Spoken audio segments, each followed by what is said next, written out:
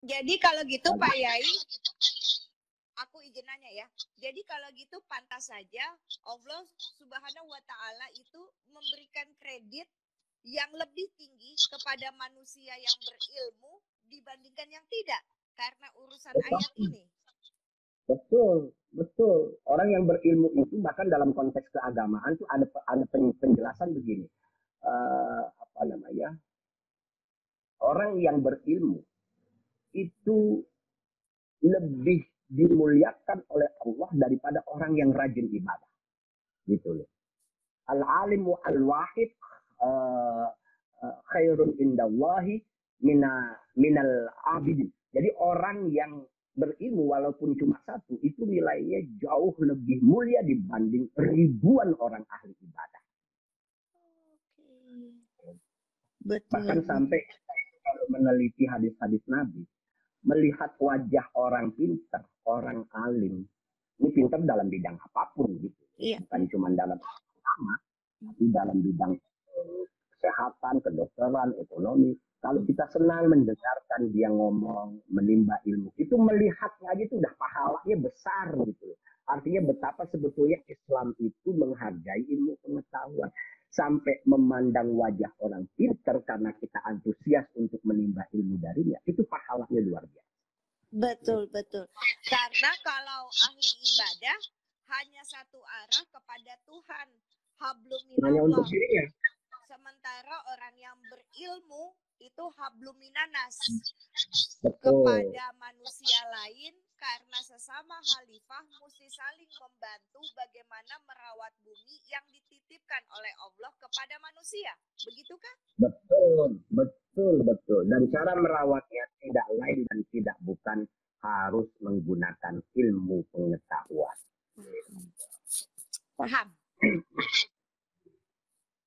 Jadi begitu, malaikat kemudian berkata, "Qalu subhanaka la ilma lana illa ma 'allamtana." Mereka berkata, "Maha suci Engkau ya Allah, la ilma lana. Kami tidak memiliki pengetahuan illa ma 'allamtana kecuali apa-apa yang kalian ajarkan, yang Engkau ajarkan."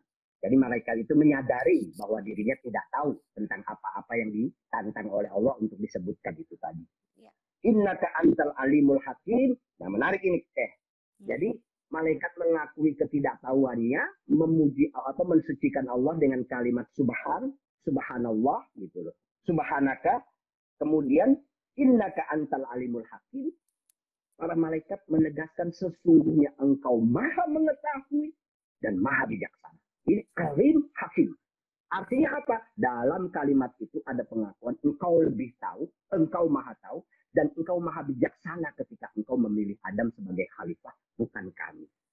Jadi bahasanya indah banget gitu. Pengakuan dari malaikat Allah itu maha mengetahui dan maha bijaksana. Artinya apa? Terkandung bahwa keputusan Allah itu tidak akan keliru, tidak akan salah. Karena Allah selain alim, maha mengetahui juga maha bijaksana. Beda dengan kita. Kita bisa punya ilmu, pengetahuan dan lain sebagainya. Tapi kadang-kadang tidak bijaksana. Betul nggak? Betul. Penggandengan kalimat itu rahasianya seperti itu. Al-alim, al-hakim. Beda dengan manusia. Manusia banyak yang pintar tapi belum tentu bijaksana. Maka kalau ada orang pintar dan bijaksana, wah itu top banget. Betul. Nah, ini menjadi sebuah contoh juga ya Pak Yai, bahwa ternyata orang yang semakin pintar tapi tidak bijaksana, artinya dia cuma pernah sekolah tapi bukan pernah belajar. Betul ya? Betul. Ijazahnya numpuk, itu hanya membuktikan dia pernah sekolah, tapi belum pernah berpikir kali sekali. Iya benar. Lanjut Pak Yai. Nah, itu tadi innaka antal alimul hakim. Kemudian Allah berdiskusi, berkata langsung, berfirman kepada Nabi Adam. Qala ya Adamu ambihum bi asma'ihim. Wahai Adam, tadi malaikat udah nggak bisa nih menyebutkan nama-nama ketika aku perintahkan. Sekarang engkau wahai Adam, ambihum bi asma'ihim. Sebutkan nama-nama itu tadi. Falamma ambahum bi asma'ihim. Kemudian Adam menyebutkan nama-nama itu tadi. Setelah selesai menyebutkan nama-nama itu tadi, Qala alam aqul lakum inni a'lamu ghaibas samawati wal ardh. Allah berkata lagi kepada malaikat, bukankah tadi sudah saya katakan bahwa sesungguhnya aku lebih mengetahui apa yang gaib di langit dan di bumi. Gitu. Yang gaib itu artinya yang kalian tidak tahu, wahai malaikat. Jadi malaikat nggak bisa nih nyebutin nama-namanya. Allah perintahkan Adam sebutkan. Kemudian Adam sebutkan satu persatu. Setelah selesai, Allah berkata kepada malaikat, qala alam aqul lakum inni a'lamu ghaibas samawati wal ardh. Bukankah tadi sudah aku katakan bahwa aku mengetahui yang gaib di bumi ataupun di langit ataupun di bumi. Kalau bahasa kita nih, bahasa kita sekarang ya. Gue bilang juga aku tadi kan udah gue kasih tahu gitu kalau bahasa kita. Betul. Nggak percaya sih, kan udah kasih tahu gitu ya. Ya, betul Pak ya. Dan seterusnya, wa a'lamu ma tubduna wa ma kuntum taktumun. Dan aku tahu, kata Allah, apa yang kalian nyatakan, kalian katakan, kalian ungkapkan secara terbuka. Wa a'lamu ma tubduna. Aku mengetahui apa yang kalian katakan secara terbuka, apa yang kalian ungkapkan secara terbuka, wa ma taktumun, dan apa yang kalian sembunyikan di dalam hati dan pikiran kalian. Nah, ini menarik. Karena dari gerombolan malaikat yang ketika itu diajak bicara oleh Allah, itu ada iblis. Ada iblis. Jadi malaikat itu ketika dikasih tahu oleh Allah bahwa Allah lebih tahu dari mereka, itu tunduk semua, mengakui semua. Ucapannya itu tadi, subhanaka la ilma lana illa ma 'allamtana. Secara terbuka malaikat mengakui itu, tapi ada yang disembunyikan oleh sebagian malaikat. Inilah yang disebut iblis. Mereka tetap nggak terima. Makanya Allah menegaskan wa a'lamu ma tubduna wa ma taktumun. Aku mengetahui juga loh apa yang kalian ungkapkan dan kalian simpan di dalam hati. Nah, ini menyindir iblis sebetulnya. Oke. Iblis itu tetap nggak mau itu menerima Adam sebagai khalifah.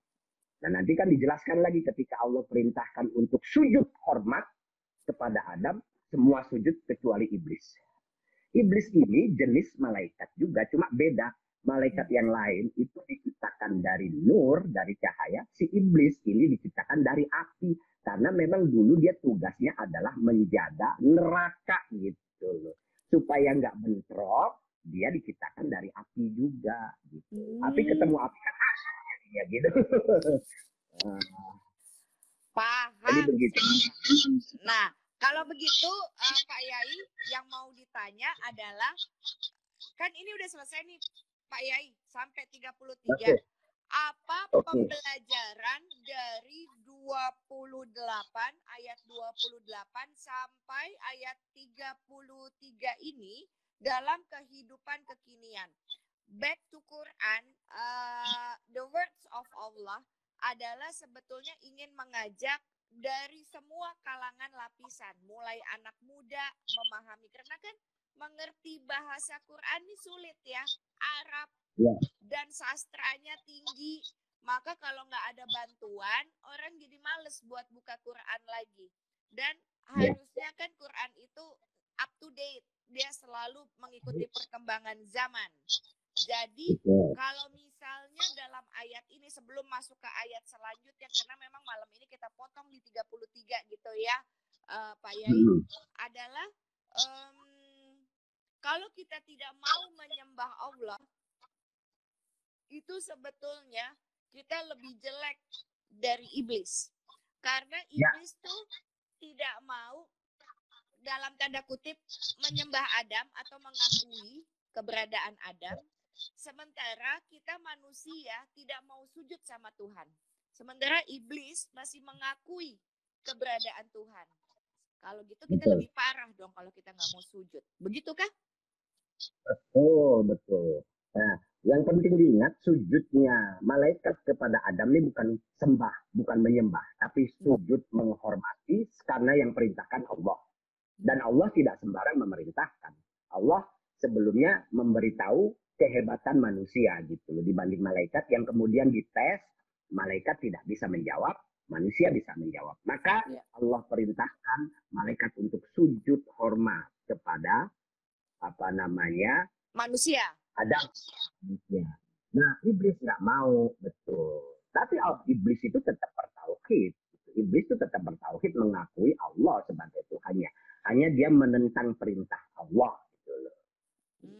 Dia melihat Adam itu tidak lebih baik dariku. Gitu. Maka di ayat yang nanti dijelaskan, ayat selanjutnya itu, kenapa iblis nggak mau menghormati Adam? Ana khairum minhu. Saya lebih baik dari dia. Khalaqtahu min nar wa khalaqtahu min tin. Engkau menciptakan aku dari api, sementara Adam diciptakan dari tanah. Dia mengakui bahwa Allah yang menciptakan dia, gitu. Dia mengakui. Maka kalau ada manusia yang tidak mau tunduk, taat, patuh dan menyembah Allah, maka berarti dia lebih buruk dari iblis, gitu. Orang yang tidak mengakui Allah itu sebagai Tuhannya. Itu loh. Nah, jadi kesimpulannya, ayat yang kita baca ini kesimpulannya, kita disuruh ingat Allah itu yang menciptakan kita. Maka kita ini jangan ngeyel, jangan menentang kebaikan, jangan kufur, jangan jadi orang yang selalu berbuat jahat. Karena tadi kita memang punya potensi untuk itu. Apalagi menyakiti orang, membunuh orang. Karena kalau binatang membunuh orang, itu mereka kan nggak punya akal, nggak punya ilmu. Nah, manusia ini kok bisa membunuh padahal udah dikasih ilmu, dikasih kesadaran gitu loh, bahwa itu perbuatan jahat yang merugikan orang lain. Nah, itu yang pertama. Yang kedua juga, betapa Allah itu memberikan berkah yang luar biasa kepada manusia dengan menjadikannya khalifah. Nah, kita harus mensyukurinya dengan menggunakan potensi yang Allah berikan kepada kita untuk berbuat baik di muka bumi ini. Apapun peran yang kita kerjakan di muka bumi ini. Yang guru, ya jadi guru yang baik. Yang pegawai, jadi pegawai yang baik. Yang pedagang, jadi pedagang yang baik. Pejabat juga jadi pejabat yang baik, dan seterusnya. Sehingga kita sebagai satu kesatuan umat manusia ini betul-betul menjalankan tugas kekhalifahan, yaitu membuat hidup ini aman, nyaman, bahagia, dan sejahtera. Minimal buat keluarga. Gitu. Iya, betul. Nah, jadi itu adalah pembelajaran malam ini. Dan kita kasih kesempatan untuk yang nonton bertanya sama Pak Yai ya. Sehingga yang nonton bertanya, Pak Yai yang menjawab. Ini udah kayak acaranya Pak Yai nih, gitu loh. Acara di TV nih, gitu ya, bahwa TVNU. Jadi Pak Yai menjawab semua pertanyaan-pertanyaan. Nah, ini ilmu yang malam ini saya dapat baru nih Pak Yai adalah, oh ternyata saking sayangnya Tuhan Allah dengan semua makhluknya, kenapa iblis diciptakan dari api? Karena memang tugasnya untuk menjaga neraka. Dan itu adalah api. Supaya iblis bisa ada di situ tanpa merasa tidak nyaman. Jadi bahannya sama. Seperti kayak menciptakan malaikat dari cahaya, karena di surga tempat yang harus dijaga penuh dengan cahaya. Kurang lebih begitulah ya. Nah, kalau misalnya sekarang saya mau nanya sama Pak Yai dulu ya, sambil menunggu nih semuanya yang mau bertanya di sini silahkan. Pak Yai takut mati nggak? Ya, cuman gambarnya Teh Sahnas agak buram. Agak buram. Sekarang udah aman belum Pak Yai? Kalau suara aman, gambar aja. Oke. Pak Yai kan punya ilmunya bagus. Pak Kiai ini nggak takut mati nggak? Jika usia sudah digenapkan rezekinya dan surga dan neraka itu ada dengan segala unsur lapis langit, Pak Yai walaupun berilmu, punya akal baik gitu ya, masih ada rasa takut untuk meninggal tidak? Ya enggak lah. Kenapa harus takut? Itu kan bagian dari kehidupan. Yang hidup pasti mati gitu. biasa aja. Ya waktunya datang ya sudah terima gitu. Maka caranya betul. Kadang orang tuh takut mati mungkin bukan untuk dirinya, tapi untuk nanti kalau saya mati siapa yang ngurusin anak saya, siapa yang ngurusin ini, kan ada yang begitu kan. Betul. Ya, lebih banyak yang seperti itu. Kalau saya, ya kalau saya meninggal anak istri saya urusan Allah lah, karena Allah pasti ngatur kok gitu. Oke. Nah, kemudian kalau ternyata malaikat tidak memiliki akal yang diberikan oleh Tuhan kepada manusia, jadi kalau ada majelis ilmu, ada malaikat dong yang ikut belajar di saat itu, Yai. Betul apa tidak? Ada, betul. Jadi malaikat itu paling senang dengan ini malaikat-malaikat rahmat lah. Jadi malaikat-malaikat rahmat itu paling senang ketika ada majelis-majelis ilmu, mereka itu ikut belajar. Malaikat itu punya akal dalam bahasa kita ya, tapi akalnya tidak selengkap manusia. Gitu. Makanya bisa diajak dialog oleh Allah. Cuma ketika pengembangan ilmu pengetahuan dia mentok gitu loh, nggak bisa jawab. Ya, yang bisa jawab Nabi Adam gitu. Jadi akalnya malaikat itu, maka malaikat itu senang sekali kalau ada majelis ilmu, mendengarkan dan lain sebagainya berbunyi-bunyi. Baik. Nah, Pak Yai, ini sudah ada Mas Adi yang masuk. Katanya Mas Adi salam buat Pak Yai yang ada di sini. Katanya jangan manggil Pak Kiai, Mas. Gitu manggilnya Mas Yai. Udah kayak Mas Menteri nih, Mas Yai gitu ya. Nah, ini ada yang masuk bertanya, ada juga yang bertanya tentang soal kebenaran. Kebenaran itu banyak rupanya, Pak Yai. Maka kebenaran mana yang mesti saya ikuti kalau misalnya berdasarkan ayat ini? Karena kan bicara tentang ilmu pengetahuan, itu kan tergantung tafsir banyak orang yang berbeda-beda. Semakin pintar manusia, kadang-kadang dia buat tafsir sendiri untuk keuntungannya sendiri. Bagaimana saya bisa tahu bahwa ilmu yang dimiliki itu akan baik atau menyesatkan untuk saya? Ini dari Mbak Ayu. Silakan, Yai. Baik, terima kasih. Pertanyaannya ini luar biasa ini. Ini pertanyaan yang jawabannya juga nggak bisa sederhana. Kalau sudah menyangkut tafsir, itu ada metodologinya kalau kita belajar secara serius. Nah, kalau metodologinya itu dipakai, itu walaupun kemudian hasilnya beda-beda, itu tidak mungkin ada istilah keliru atau tidak mungkin ada istilah menyesatkan. Walaupun beda-beda gitu loh, apa namanya hasil dari kajian tafsirnya. Yang repot ini menafsir Al-Quran tanpa metodologi. Nah itu yang kadang-kadang justru membuat orang bisa semau-maunya menafsirkan sendiri. Justru yang begini yang kadang-kadang melahirkan kesesatan. Makanya kalau dalam ilmu di dunia pesantren, ahlu sunnah wal jamaah kita itu nggak boleh menafsirkan Al-Quran sembarangan. Tapi harus memahami bahasa Arab, usul fikih, baca perbandingan kitab-kitab tafsir yang jumlahnya itu banyak sekali. Tafsir itu ada tafsir Zamakhsyari, Ibnu Katsir, tafsir Al-Qurtubi dan lain sebagainya. Nah, seperti yang saya lakukan sekarang ini, sebelum saya baca Al-Quran ini, tadi saya belajar dulu dari berbagai kitab tafsir gitu. Makanya saya bisa menginformasikan tentang malaikat yang kemudian ada sekelompok jin yang tadinya juga bagian dari malaikat, cuman memang proses penciptaannya beda. Kalau malaikat itu jadi dari cahaya, jin itu dari api, dan memang dulunya juga penjaga neraka. Itu bisa saya dapat dari kitab-kitab tafsir gitu. Jadi nggak ngarang-ngarang saya gitu. Betul. Nah, Jadi kitab-kitab tafsir ini biasa. Lanjut ya, lanjut silakan ya.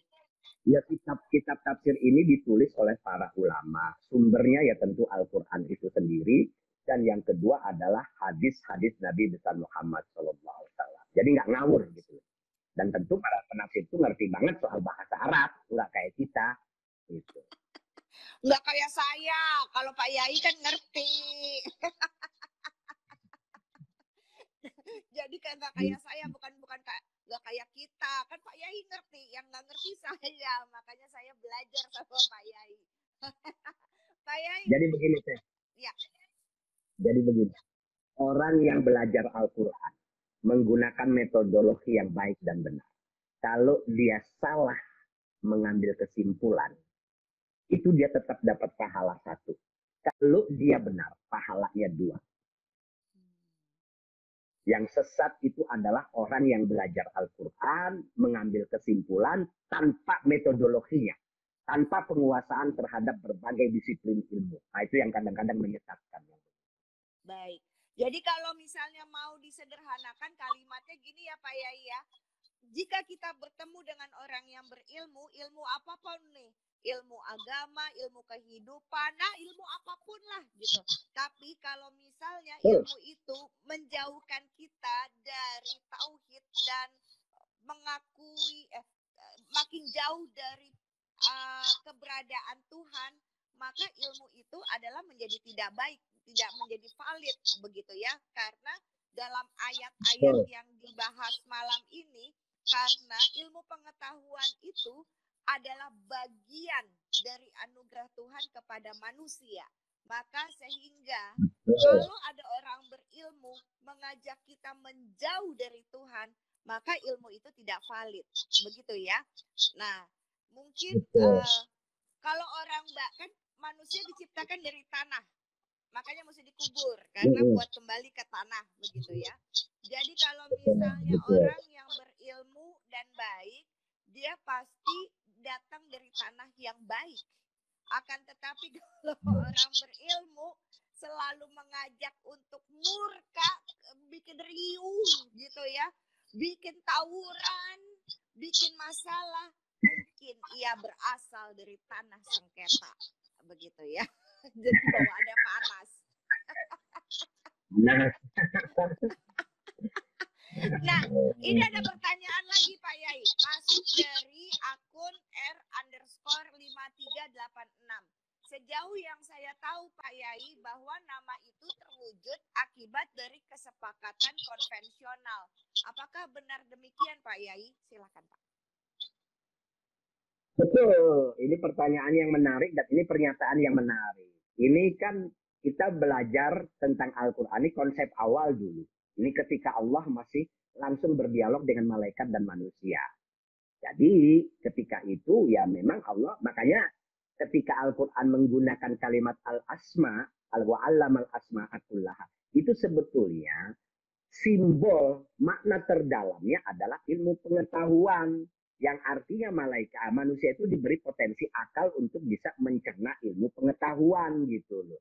Jadi memang tidak harus diartikan secara harfiah. Nah, soal nama memang itu pada akhirnya konvensional sifatnya. Benda yang saya pegang ini kenapa disebut gelas? Apakah dia pernah ngomong, sebut saya gelas? Kan nggak pernah. Gitu loh. Yang menyebut gelas kan kita manusia. Konvensi namanya. Makanya di tempat lain, konvensi itu kan sifatnya pasti terbatas. Di tempat lain pasti namanya beda. Bahasa Inggris ya tidak menyebut gelas, tapi cup. Bahasa Arab juga bukan menyebutnya gelas, tapi ya cup dan lain sebagainya. Itu konvensi memang. Nah, kalimat wa'allama Adam al-asma, Allah memberikan pengetahuan kepada Adam tentang nama-nama. Itu terjemahan harfiah. Tapi kalau makna dalamnya adalah Allah memberikan bekal ilmu pengetahuan kepada Adam. Kecerdasan. Yang itu adalah otak atau akal kita. Baik. Pak Yai, jadi menarik pertanyaan itu. Betul. Karena pertanyaan yang menarik itu ternyata berbuah ke pertanyaan selanjutnya. Jadi kalau begitu kebenaran, ilmu kebenaran adalah konvensional juga dong atas perjanjian sekelompok manusia. Silakan Pak Yai. Ya kalau di dalam Islam itu intinya 2 teh. Hablum minallah, hablum minannas. Hablum minallahnya itu disimbolkan dengan tauhid. Keesaan Allah. Nah, hablum minannasnya itu kebenaran adalah segala sesuatu yang bermanfaat buat manusia. Intinya ujungnya tetap kemanusiaan. Dan dalam hal ini kita tidak boleh terjebak pada nihilisme. Kalau nihilisme itu kan semuanya salah, semuanya nggak benar. Atau sebaliknya semuanya benar, semuanya benar. Itu namanya nihilistik begitu. Kalau nihilistik begitu ya kita sebagai manusia tidak punya pegangan moral. Makanya bagi saya, kebenaran itu pertama adalah tauhid, keesaan Allah, dan di balik keesaan Allah ini sebetulnya luar biasa maknanya. Di balik keesaan Allah, kita ini tidak boleh tunduk pada apapun. Tidak boleh tunduk pada gunung. Tidak boleh tunduk pada tumbuhan. Tidak boleh tunduk pada manusia. Tunduk kita hanya kepada Allah. Sehingga untuk memahami alam raya ini, tidak ada yang sakral. Yang sakral itu Allah, selainnya bisa didekati dengan ilmu pengetahuan, dengan akal sehat. Gitu. Itu makna la ilaha illallah itu. Tidak ada yang sakral kecuali Allah. Yang ujungnya yang kedua atau muaranya adalah kemanusiaan. Saya sudah tidak bisa berkata-kata lagi kalau orang sudah tidak bisa berpegangan pada nilai-nilai kemanusiaan. Betul. Dan tolok ukurnya keimanan seseorang adalah bagaimana dia memperlakukan makhluk ciptaan Tuhannya. Betul atau tidak? Betul itu. Kata Allah itu, firman Allah, irhamu man fil ardi yarhamkum man fis sama. Kata Nabi Muhammad seperti itu. Nabi Muhammad pernah bersabda, sayangilah makhluk yang di bumi, maka makhluk yang di langit akan menyayangi. Yang di langit. Betul. Baik. Nah ini terima kasih banyak sekali. Ya baik. Ini ada dari Melvi Alzam, Melvi _Alzam. Pak Yai, assalamualaikum. Mau nanya acara ini minggu depan ada apa enggak? Insya Allah ya Pak Yai ya. Insya Allah ada. Insya Allah.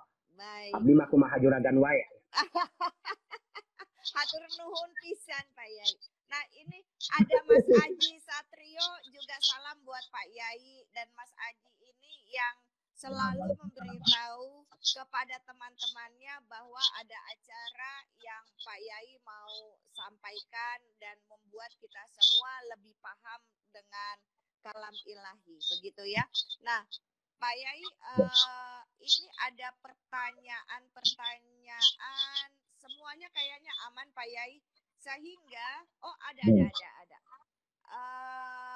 Kalau misalnya ini pertanyaan dari Mbak Ubit, kalau misalnya ternyata saya tidak bisa baca Al-Quran, akan tetapi saya membaca terjemahannya, salah atau tidak Pak Yai, atau tidak sah? Silahkan. Baik, pertama saya akan jawab kalau untuk sholat itu harus minimalkan Al-Fatihah, itu harus minimal Al-Fatihah. Nah kalau belum bisa baca Al-Quran, silahkan baca terjemahannya, tapi harus ada gurunya.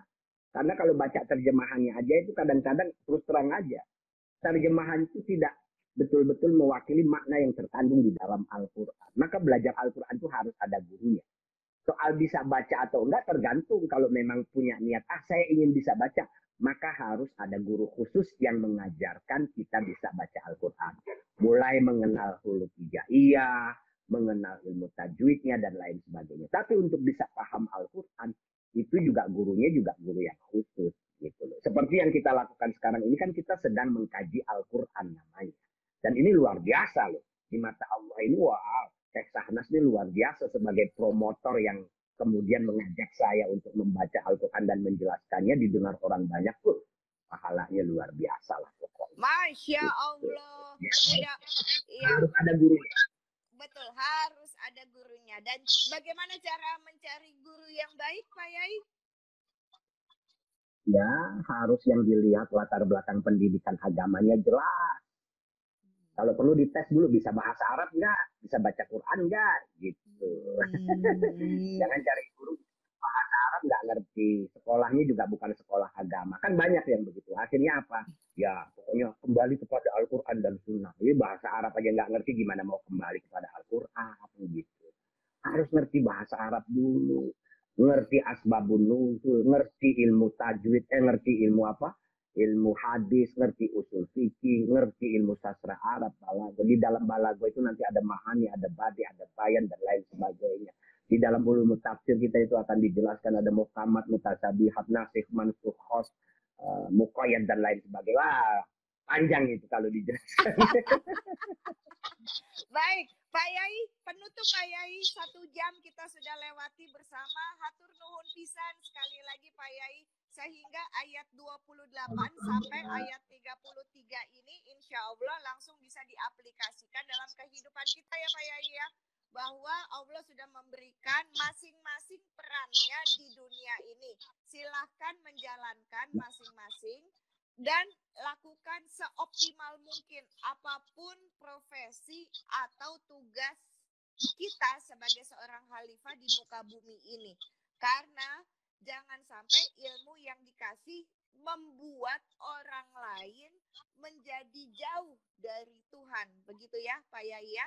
Silakan take home message, pesan untuk semuanya Pak Yai. Baik, terima kasih Teh Sahnas. Saya juga bahagia sekali bisa bergabung bersama Teh Sahnas dan teman-teman yang lain yang hadir. Intinya memang menarik sekali kalau kita itu belajar Al-Quran dengan serius, walaupun cara penyampaiannya tetap santai. Dan saya secara pribadi nggak mau main-main Teh. Kalau sudah mengajarkan atau menyampaikan Al-Quran itu tadi saya belajar dulu kitab-kitab tafsirnya, nggak sembarangan gitu loh. Nah, jadi insya Allah apa yang saya sampaikan ini bisa dipertanggungjawabkan. Nah, saya punya kitab tafsir di laptop ini mungkin jumlahnya ada 150 tafsir Teh. Jadi dari Qurannya ada 150 kitab tafsirnya. Dan satu tafsir tuh ada yang 9 jilid, ada yang 36 jilid tuh ada.